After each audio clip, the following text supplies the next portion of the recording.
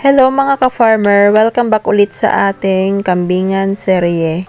So for today's video ay gagawa nga ulit kami ng bahay ng kambing dahil yung ating main building na dating goat house ay ating gagawing chicken house. Kaya ililipat namin dito sa isang side yung ating mga alagang kambing.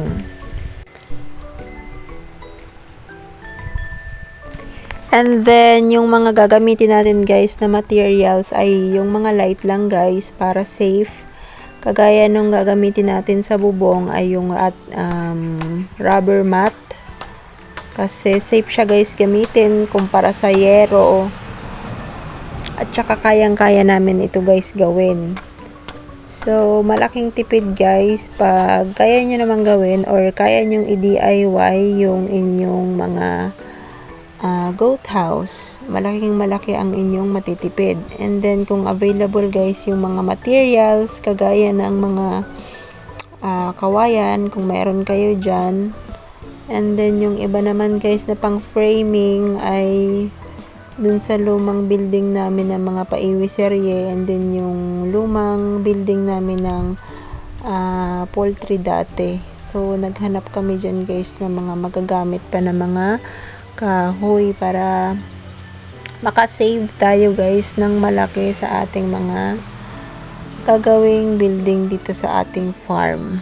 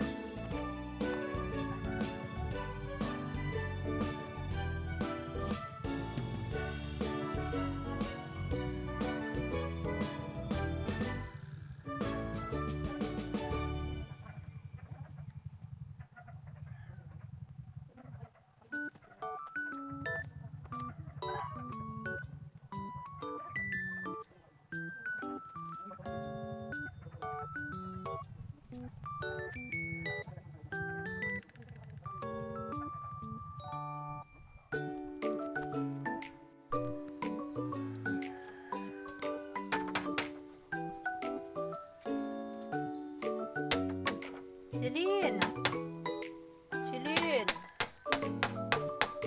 Celine Dion!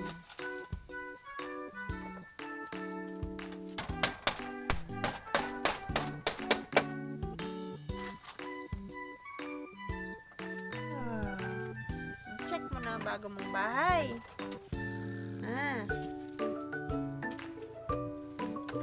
Check mo na ang bago mong bahay.